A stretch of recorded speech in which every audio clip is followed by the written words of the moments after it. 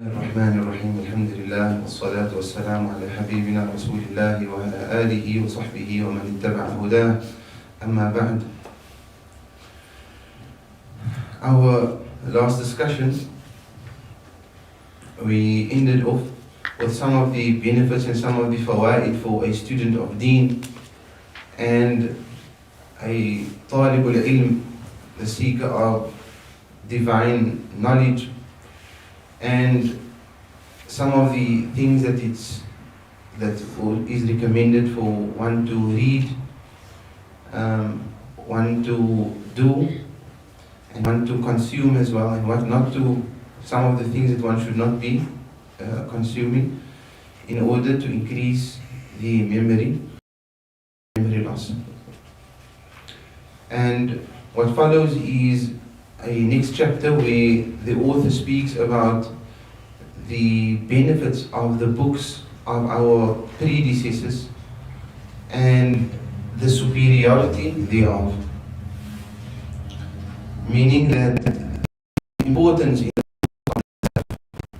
what this means is, and he will further expound on it within the chapter.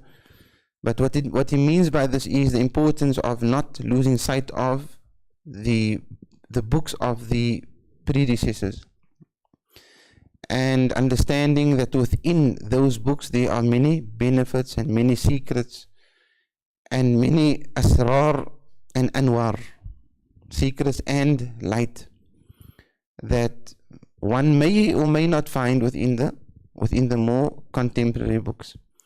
And he's broken this chapter into four subcategories.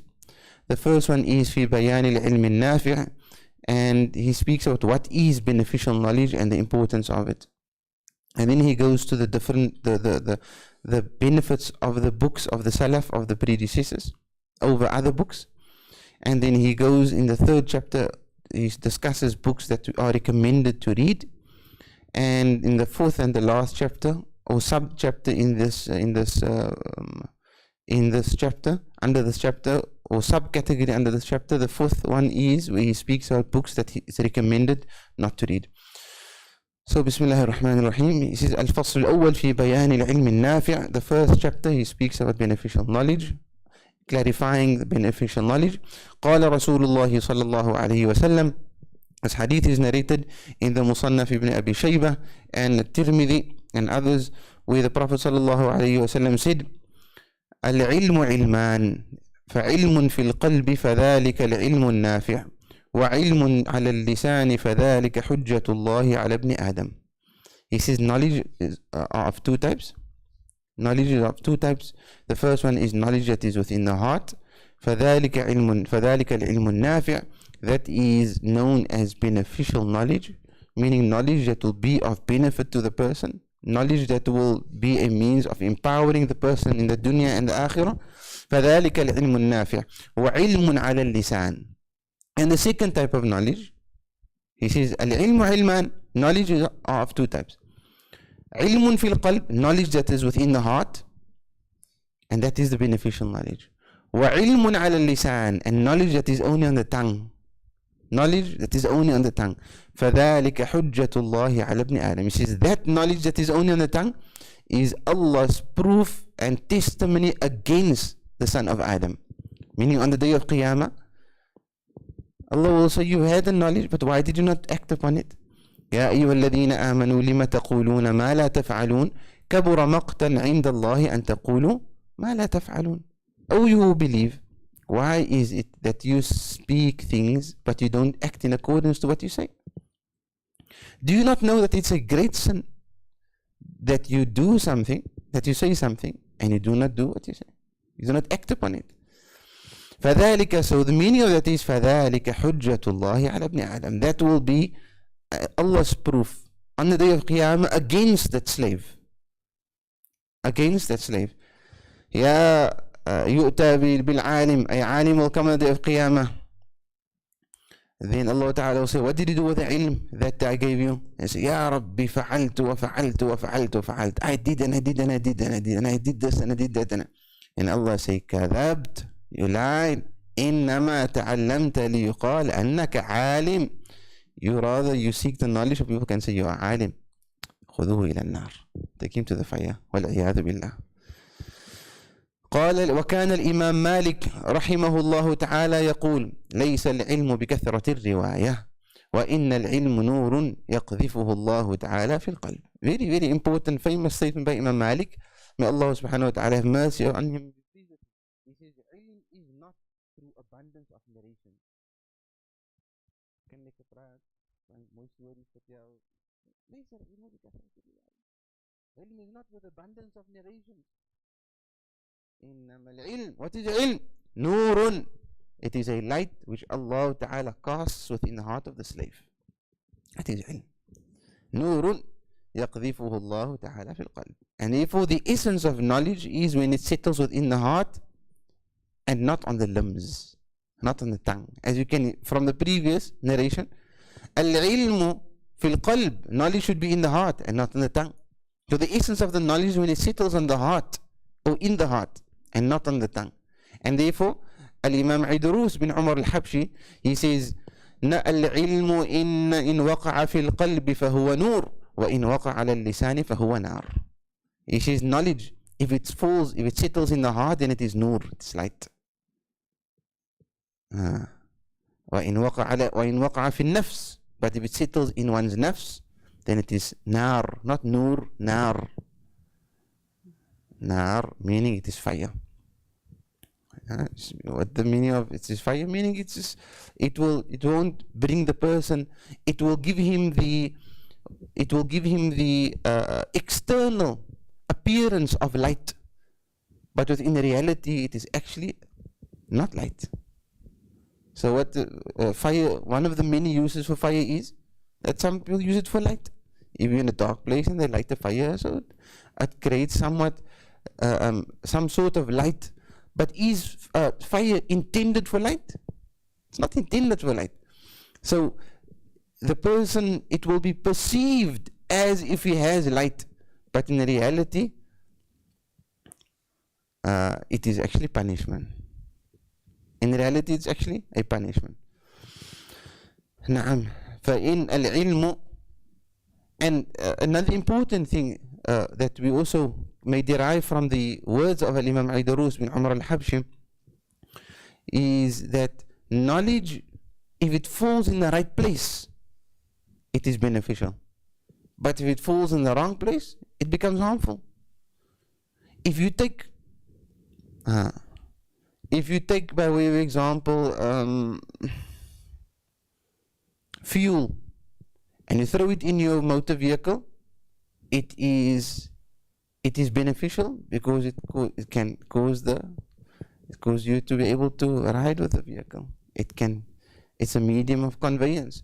But that very same fuel, you take it and you throw it on maybe the fire, it becomes destructive. So the intention of the knowledge is never that it settle on one's limbs and on the tongue. The aim of the knowledge is it should settle within the heart. And therefore he says al-ilmu, and Imam Malik says al-ilmu nurun yaqdhifuhu Allah. It is a light which Allah casts where? Where does Allah cast it? In the heart. Allah casts it in the heart. Now, and once it's casted in the heart, then it harvests its crops. Then it harvests crops. If it goes in the heart, then it is like as if you have placed it you've taken the seed and you've properly planted and embedded that seed where it was supposed to be.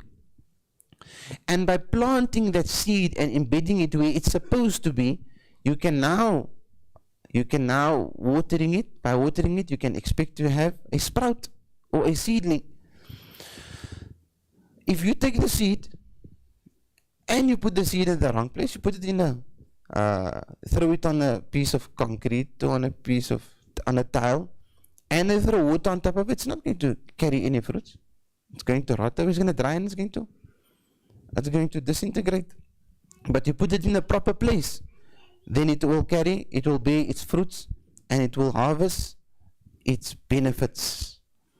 The same with knowledge. If it is embedded and it is planted within the heart, then it harvests its fruits and its benefits. And the fruits of the knowledge is al-amal, practice.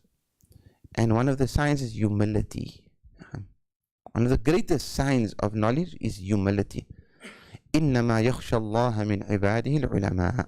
Indeed, it is the ulama who have the greatest level of fear of Allah subhanahu wa ta'ala. Fear and humility. And therefore, they say, العلم خشية كله يعرف بذاك أهله. Knowledge is all about humility. And through humility, you will know who the people of knowledge are. Through humility, you will know who the people of knowledge are. And not through knowledge, you will know what humility is. No. You look at where humility is, and you will know that is the people of knowledge. Meaning, no humility is no sign of knowledge. وَإِنِ ادَّعَى. And you will hear further what is the ulama they speak on. So, Sayyidi Ali al-Khawwas, who was the teacher of Imam al-Sha'rani, he was unlettered as a great wali of Allah Ta'ala, Arif, through which Al-Imam al-Sha'rani, the great Al-Imam al-Sha'rani, Abdul Wahhab al-Sha'rani, he received the spiritual opening through Sayyidi Ali al-Khawwas. And Sayyidi Ali al-Khawwas was an unlettered person. And then Al-Imam al-Sha'rani has a book where it's titled Durar al-Khawwas min kalam Sayyidi Ali al-Khawwas. He says the pearls of the diver, from the pearls of the diver, from the extracts of the words of my master Ali al-Khawwas. And then he says, and then he, in that book, he asks his teacher, he says, many times people say, that mashallah, I see a lot of nur on your face. Is that a good thing? So he says that might not be a good thing, because if Allah desires khair for a person, if Allah desires khair for the person, he takes the nur off his face and he puts it in his heart. And if Allah desires for that person no khair, he takes it out of his heart and he puts it on his face. So he gives him the resemblance of nur, like the fire, but in reality there's no nur. He gives him so he's deceived. I mean, he's deceived by the light, the apparent light that everyone seemed to be seeing, but in reality there's no light. And that's why when the knowledge settles in the heart, then the light enters the heart. The heart becomes luminant, and the heart becomes light, and the heart becomes bright. ومن كلام سيدنا العارف بالله عبد الله بن محسن العطاس, الحبيب عبد الله بن محسن العطاس, he says, العلم علمان, knowledge of two types, علم خشية ونور, knowledge of khashya and light, of humility, God-fearingness, and light.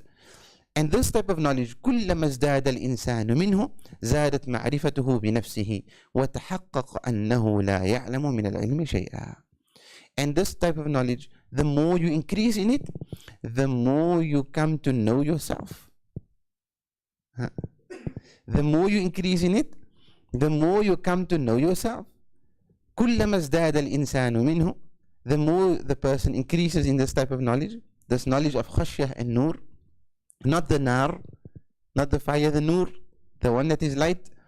The more he increases, the more he comes to know himself better. As a come narration, man arafa nafsahu arafa rabbahu. The one who knows himself knows Allah subhanahu wa ta'ala. What is the meaning of this?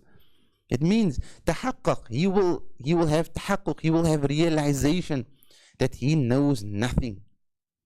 He has no knowledge. He has no knowledge. So the more knowledge he obtains, the more knowledge he acquires, the more he realizes that I actually don't know anything. As Sayyidina Abu Bakr as-Siddiq radiallahu ta'ala anhu said, كُلَّمَا ازْدَادَ الْعَبْدُ مَعْرِفَةً بِرَبِّهِ ازْدَادَ مَعْرِفَةً بِجَهْلِهِ. The more the person comes to know his Rabb, the more he comes to realize how ignorant he really is. That is the knowledge, that type of knowledge is the one that brings about ma'rifah. Gnosis of Allah subhanahu, coming to know Allah ta'ala, knowledge of Allah. كلما ازداد معرفة بربه ازداد معرفة بجهله. The more he increases in his knowledge of his Rabb, the more he realizes how ignorant he really is. So he says, العلم علمان, knowledge are of two types. علم خشية ونور, knowledge that is khashya and light. And this type of knowledge, the more the one increases in it, the more he realizes that he is actually nothing and he does not know anything.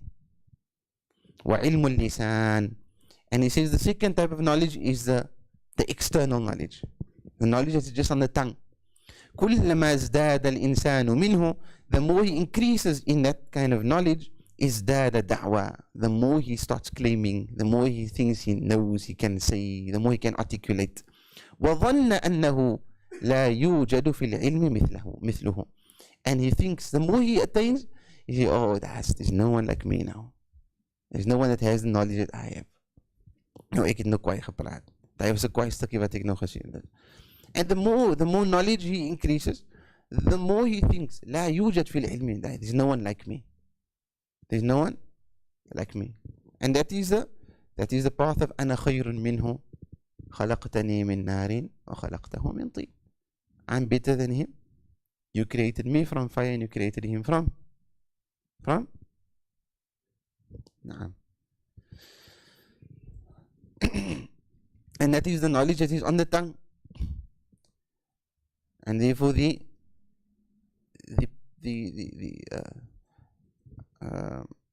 place of where knowledge should be vested and where knowledge should be implanted and where knowledge should be deposited is the heart and not the tongue. So the person who reads, and as he's reading the book, whatever mutala'a he's doing, whatever studies he's doing, and the more he's reading, he says, oh, mashallah, this sounds like a nice study that I can tell the people. This sounds like a nice piece that I can narrate it. The first place of deposit should be the heart. So when you read the ilm, you apply it to your nafs first. And you say, how can this knowledge change me? How can I reform myself through this that I've learned now? And not how can I express this and articulate this to others and how impressed they will be. That is ilm al-lisan.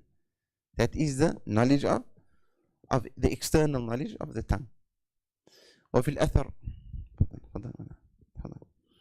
ما أكثر الأشجار, it comes in a narration, ما أكثر الأشجار وليست كلها بمثمرة وما أكثر الثمار وليست كلها بطيب. He says, how many trees are there, but not all of the trees carries fruit. And how many fruits are there to be found, but not all of them are tasty. وما أكثر العلماء وليس كلهم بمرشد. And how many ulama are there to be found, but not all of them are guides. Not all of them are murshids, guiding. Ilm, but it's not the ilm that can guide towards Allah subhanahu wa ta'ala. وما أكثر العلوم وليس كلها بنافع. And how abundance are they of sciences, but not all of those sciences are beneficial. So there are plenty of trees, but not all the trees carry fruit. And there are plenty of fruit, but not all of them are tasty and eatable or palatable. There are plenty of ulama, but not all of them are guides. And there are plenty of sciences, but not all of them are beneficial. فالعلم النافع. So he says, what is beneficial knowledge? He says, العلم النافع هو ما يزيد به القلب زهدا في الدنيا ورغبة في الآخرة وتواضعا وخشوعا لله. Four things. The knowledge that is beneficial is the one that increases the tongue in eloquence, increases the amount of listeners and students, followers, praises, status, recognition. العلم النافع. Beneficial knowledge is what increases one's heart in abstinence from this dunya. ورغبة في الآخرة, and desire for the akhirah. وتواضعا, and humility.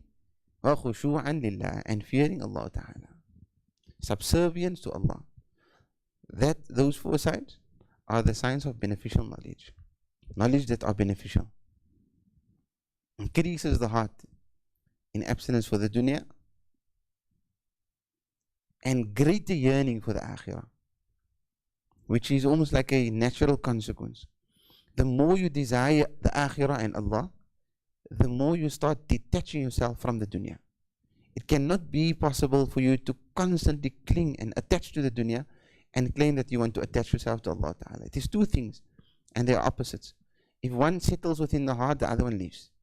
And the more you fill your heart with one, the lesser the portion of the other one becomes within the heart. It decreases, automatically decreases the other portion. So the love for the dunya decreases the love for the akhirah. And the abstaining from the dunya increases the desire for what is greater, which is the akhirah. 2 things, لا يحلان في عبد مؤمن حب الله وحب الدنيا. 2 things that cannot settle within the heart of a believer. It is the love for the dunya and the love for Allah. If the love for the dunya enters the heart, the love for Allah leaves. And if the love for Allah enters the heart, the love for the dunya leaves. Not having dunya, love for dunya. To have the dunya is one thing, and to love the dunya is another. Some may have the dunya, and they may have abundance of the dunya, and there was never the preach of that the person, whilst Imam al-Ghazali speaks about the different levels of zuhd, and the ideal is that the person should only use that which suffices, because he says even if you indulge, it comes at a cost. Even if you indulge, it comes at a cost. But then he speaks about هذه درجة الكمل من الأولياء.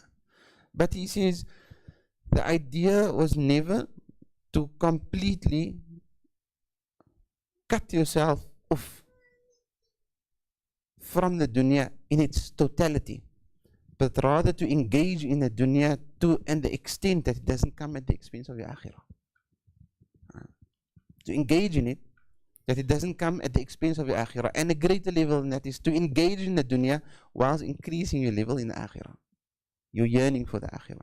And that is when Allah subhanahu wa ta'ala has given the person, Allah has given the person such that his heart is no longer attached to this dunya. And then when he receives, or he doesn't receive, it is equal to him. يَسْتَوِي عِنْدَهُ الذَّهَبُ وَالْمَدَرُ. That the stone and the gold becomes equal in his eyes. There's no difference between the 2. So, in the same way, if someone gives you a stone, and a normal stone, your clip, you don't become overjoyed and say, oh, jazakumullah khair, it's my clip gekhi. And the same way, so someone gives him a piece of gold, or gives him wealth, it doesn't increase joy in his heart. It doesn't make him happier because he's got now an extra 1,000 rand, or 10, or 100, or million rand. It makes no difference in his heart. So he says, زهدا في الدنيا, abstinence in the dunya, رغبة في الآخرة, and desire in the akhirah, desire for the akhirah. وتواضعا لل, and all of these things has alamat, it has signs, has حقائق, has realities. It is not something that we just say الزهد في الدنيا, abstaining from the dunya, رغبة في الآخرة. There are signs for everything. There are signs for the person who is a zahid in the dunya. There is a sign for a person who is raghib fil akhirah, someone who is desiring the akhirah. The sleepless nights, the sense of uneasiness, he cannot rest, he cannot be contented, he's not pleased, he cannot find satisfaction. The raghbah fil akhirah gives a sense of can't get to the word now, sense of restlessness in this dunya. Sense of restlessness in the dunya, because he realizes this is not my abode, it is not the place where I want to be. وتواضعا لله, humility for Allah, وخشوعا لله تعالى. قال سيدنا الشيخ الإمام عبد الله بن علوي الحداد رضي الله تعالى عنه في الفصول العلمية, in his book الفصول العلمية, إذا أردت أن تعرف النافع المهم في حقك. So now Imam al-Haddad gives us a practical example. After we've heard now After we've heard from as it comes in one of the narrations of how al-ilm al-nafi' is one that increases the heart in desire for the akhirah and denouncement of the dunya, humility and subservience. Al-Imam al-Haddad gives us a practical example, and he says, do you want to know what is beneficial knowledge for you? What is beneficial knowledge for you? And what is beneficial actions for you? Because the interpretation is right. Many people would say, oh, this is beneficial knowledge. Like you ask Mathalan now, ask a doctor, he's going to say, no, this is beneficial knowledge. You ask a scholar, he's going to say, no, this what I'm busy, this is beneficial knowledge. You ask who? Mathalan, economist, he say, no, this is beneficial knowledge. That's what I'm doing. I'm busy regulating, the life and assisting people to make a proper financial decision. Everyone thinks is busy with beneficial knowledge. Imam al-Haddad says, إذا أردت أن تعرف. Actions the same. You ask the Hafiz, he said, I'm busy with beneficial action. You ask the Alim, he said, I'm busy with beneficial action. You ask the doctor, he said, I'm busy with beneficial actions. You ask this one, you ask that one. Everyone thinks he's busy with beneficial actions. And rightfully they may be. I'm not saying they're not. But Imam al-Haddad gives a criterion. Or he gives a yardstick against which you can measure what are you actually really busy with.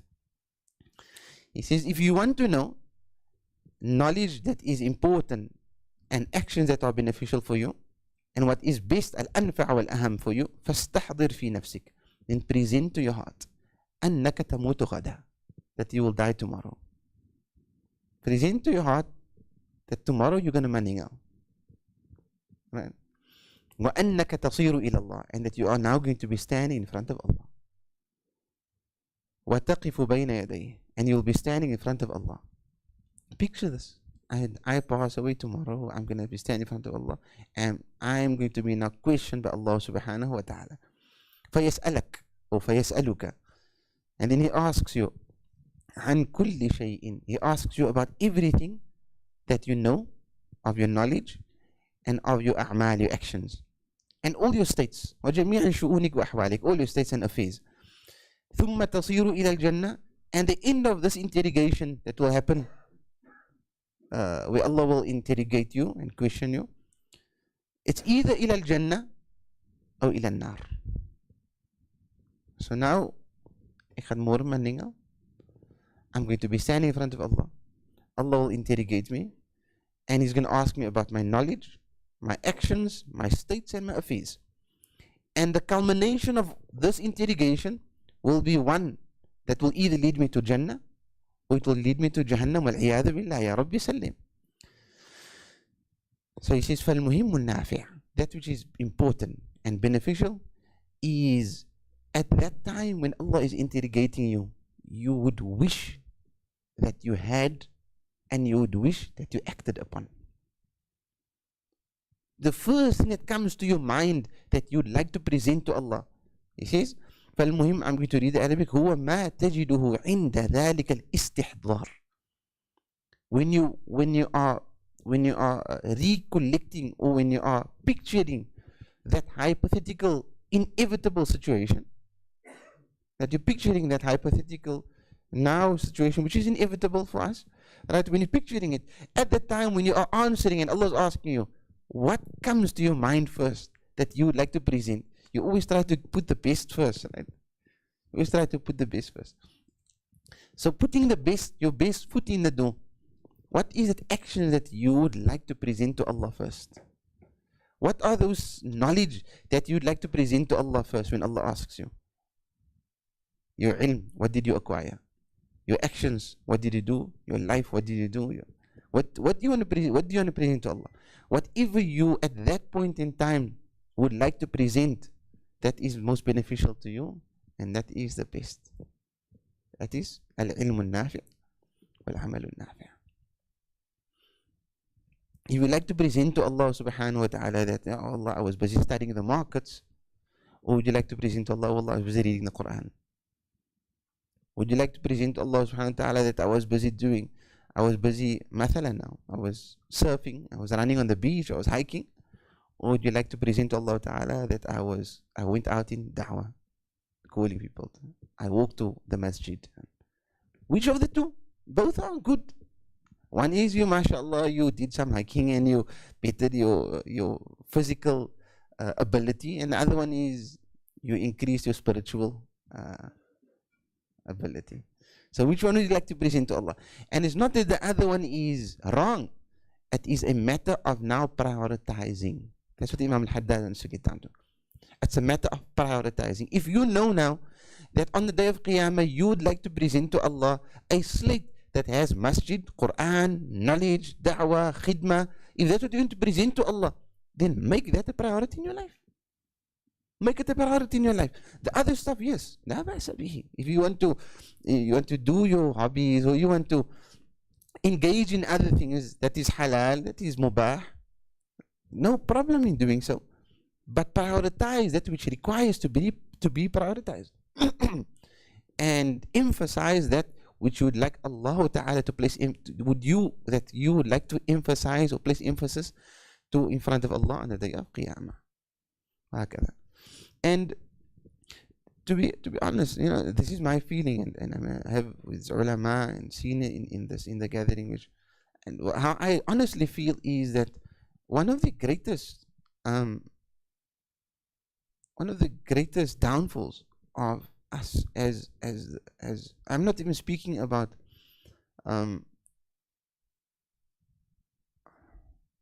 people who are wasting their time. I'm speaking about people that attending classes and attending gatherings and making salah. One of our greatest downfalls is not the fact that we don't do certain things, is that we are unable to prioritize what is more and important and what is less important.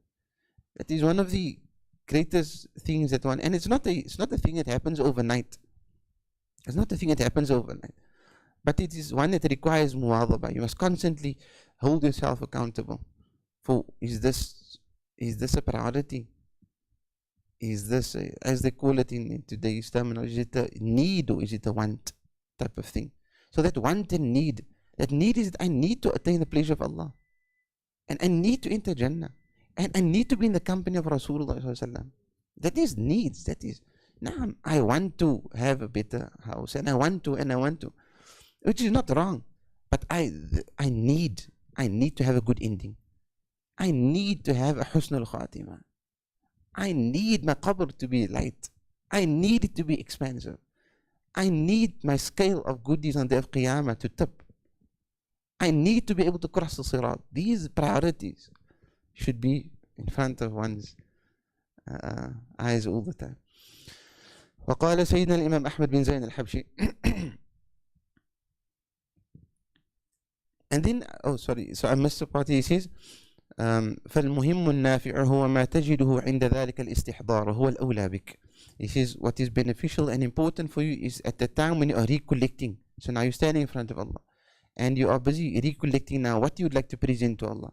What is beneficial and important for you is what you are at that moment, what you would like to present to Allah. Well, and that is most important to you. والأجدر الأحق أن تشتغل به وتلازمه. And that is what you should more likely, more so, you should afford to your وقال سيدنا الإمام أحمد بن زين الحبشي نفع الله به مثال علوم الآخرة مثال الغذاء. He says the science of the akhirah, the ilm of the akhirah is like your basic need, your basic supplements, your food that you must have. Same as your broad now, your rice, and those who like, I don't know if you can call 2-minute noodles basic supplements. 2-minute noodles you can't call, that's not, 2-minute noodles, that's staple, not 2-minute noodles. But anyway, say wheat and your rice and so on. Right. That is علوم الآخرة is like that. الغذاء, your staple that you need. Right. لا يستغنى عنه بكرة وعشية. You can't without. Not in the morning, not in the evening. Some people actually can't go without 2-minute noodles. I mean, we think about it. Some people in the morning and at night. وغيرها من العلوم. However, other sciences is like الفروع الفقهية النادرة. Like for example the very odd fiqhi فروع مسائل, right? He says it's like فواكه, like fruit ونحوها من الأمور المستغني عنها. It is not essential. You don't need it is not your staple, your basic diet that you require, but it is like your condiments. They call it condiments, no? Yeah, additions. It increases, the person's appetizers, it is the desserts and those things. But as for علوم الآخرة, it's غذاء. It is your basic supplements, it's your staple, you need that. لا يستغنى عنه, you can't go without it. قال سيدنا الإمام عيدروس بن عمر الحبشي رضي الله تعالى عنه ما يقول على ما ورد في الحديث. He was speaking about the hadith of the Prophet صلى الله عليه وسلم طلب العلم فريضة على كل مسلم, the famous narration. إن الناس اختلفوا في معنى هذا الحديث. He says people, they differed with regards to the meaning of this hadith. فكل نزله على فن من الفنون. Every person, he said, it's this science and that science, and فريضة, this ilm that is essential, it is this is the science and that is the science, and this is what it's referred to. وأصوب ما قيل فيه, and the most sound statement or the most sound interpretation of what this طلب العلم, what the ilm is intended here is علم الحال. علم الحال, the knowledge of your state, the knowledge of your state. What is the meaning of علم الحال?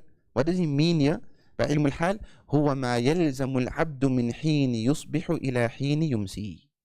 It is what the slave requires from the time he wakes up in the morning till the time he closes his eyes. What he requires, what he needs in his day and in his night. وإن من العلم الذي طلبه فرض على كل مسلم هو العلم الذي تتوصل به إلى معرفة الحلال لتتناوله ومعرفة الحرام لتتجنبه. And the knowledge that is essential for every Muslim is the one that will lead you to come to know what is halal, so you may do it, and that which is haram, so you may desist and refrain from it.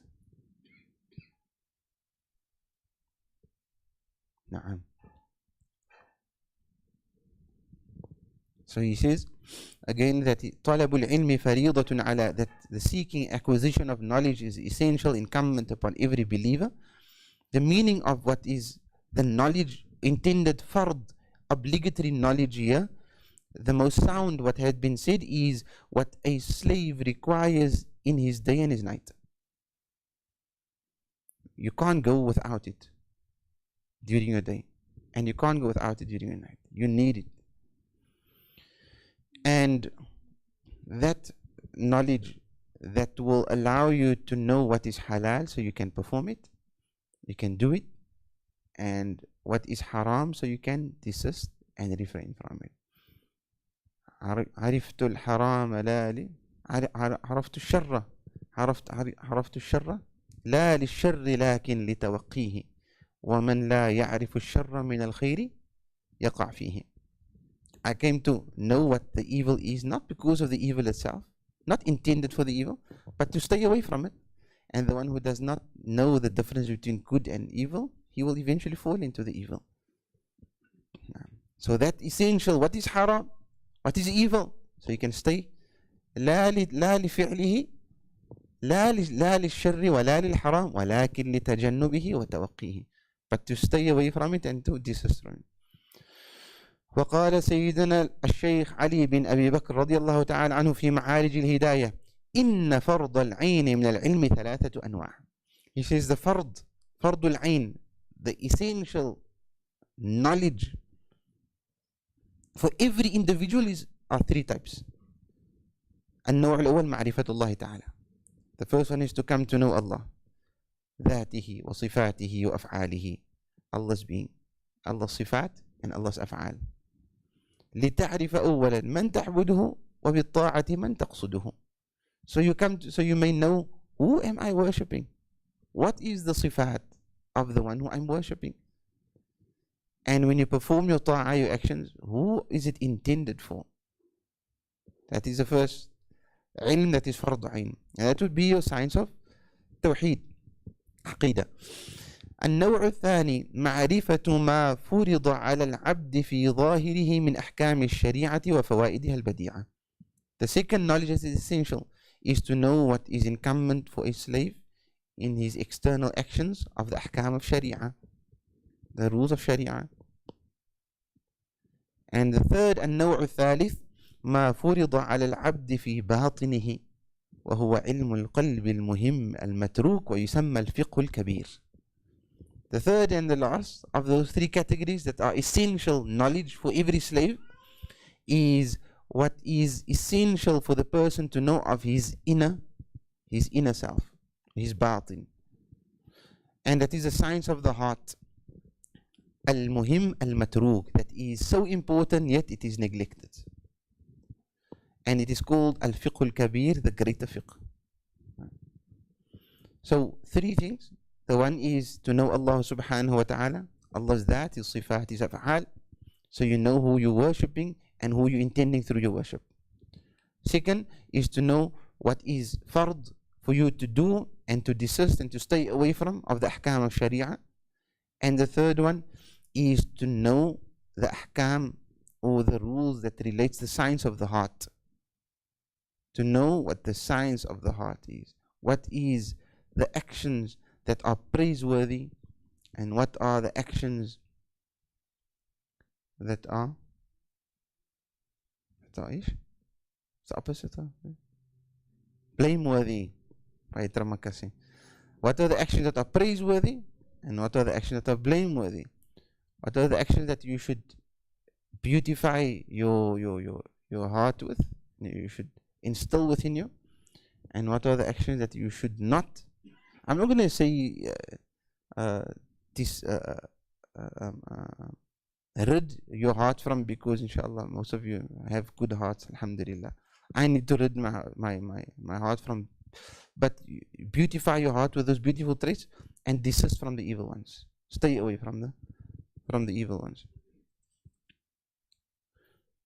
And our beloved Shaykh Muhammad spoke about that in Ramadan, about the embellishing the heart with beautiful traits and ridding it from its evil traits.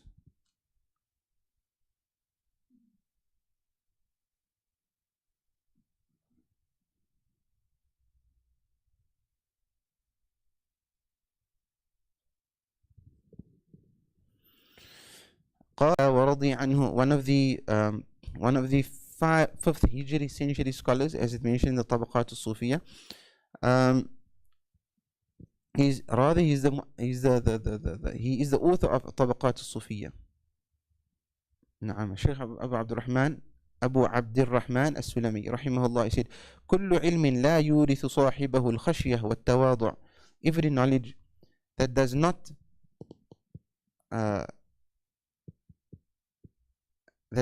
bring about or does not result in the person,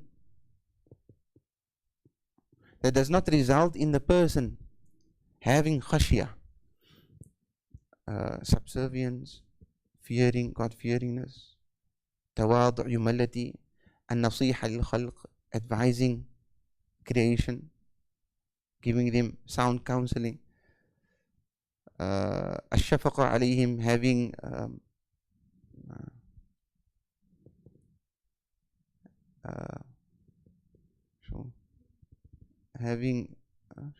not pity, shafaqa,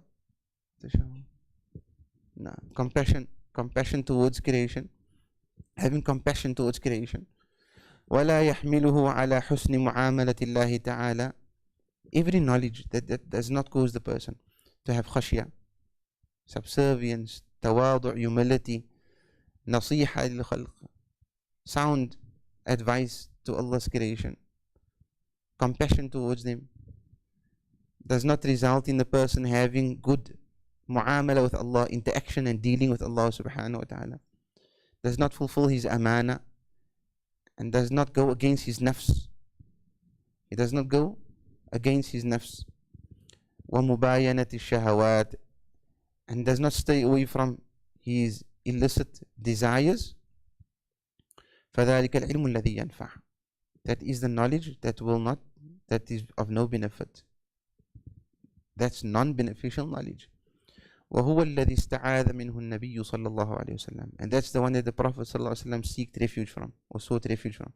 فقال أعوذ بك من علم لا ينفع. Oh Allah, I seek your protection from knowledge that is of no benefit. اللهم إنا نعوذ بك من علم لا ينفع. آمين ربنا. We end off with the statement of Imam al-Junaid رحمه الله تعالى ورضي عنه سيد الطائفة. وقال رجل للجنيد, a person asked Imam al-Junaid, أي العلم أنفع, what is the most beneficial knowledge? قال, he said, ما دلك على الله تعالى وأبعدك عن نفسك. The most beneficial knowledge is the one that takes you closer to Allah and further away from your nafs. Takes you closer to Allah and further away from your nafs. ذكر ذلك ابن عباد في شرح الحكم. The commentary on the Hikam of Ibn Ata'illah Secondary. Ibn Abbad had a commentary on it, and he mentioned that Imam Junaid al-Baghdadi was asked which knowledge is most beneficial. So he said that knowledge that will guide you to Allah and that will distance you away from your nafs, take you away from yourself towards Allah subhanahu wa ta'ala. من نفسك إلى ربك, from your nafs to your Rabb. الله أكبر. لا إله إلا الله محمد رسول الله صلى الله عليه وسلم. أرزقنا الله حقائق ذلك وبلغنا ما هنالك وسلك بنا أشرف المسالك إنه القادر على ذلك. صلى الله على سيدنا محمد وعلى آله وصحبه وسلم. الكلام مع الله.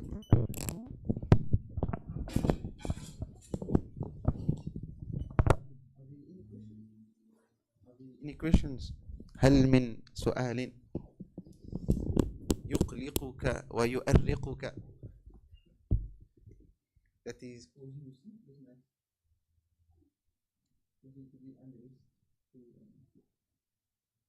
restless.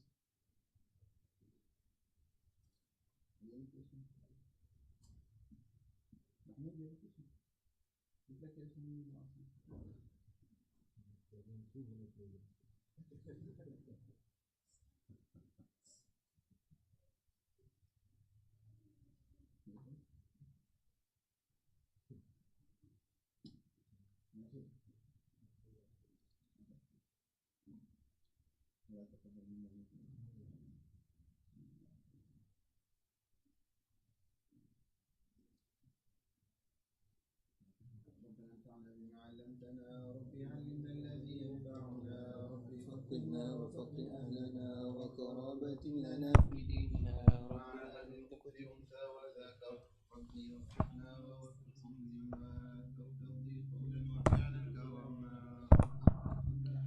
دائما.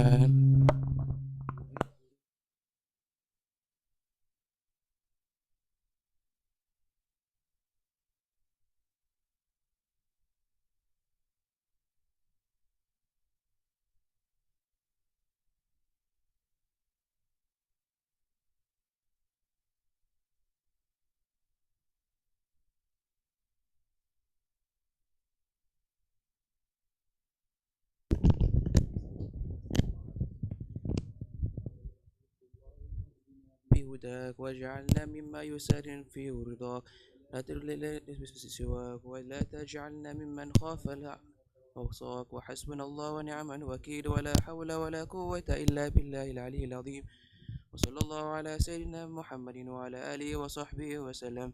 يا ربنا اعترفنا بأننا اعترفنا وأننا أسرفنا على لظى أشرفنا فتب علينا توبة وسل كل حوبة واستر لنا العورات وآمن روآتي واغفر لوالدينا ربي ومولودينا والأهل والإخوان وسائر الحلان وكل ذي محبة أو جيرة أو صحبة والمسلمين أجمع آمين ربي اسمع فضلا وجود المنى لا باكتساب المنى بالمصطفى الرسول نخضى بكل سول بالمصطفى الرسول نخضى بكل سول بالمصطفى الرسول نخضى بكل سول صلى وسلم ربي عليه عتى الحب وآله وصحبه عدد تحشي سحبي والحمد للإله في البدر واكتناه سبحان ربك رب العزة عما يصفون وسلام على المرسلين والحمد لله رب العالمين في كل لحظة أبدا عدد خلقه ورضا نفسه وزنة عرشه ومداد كلماته.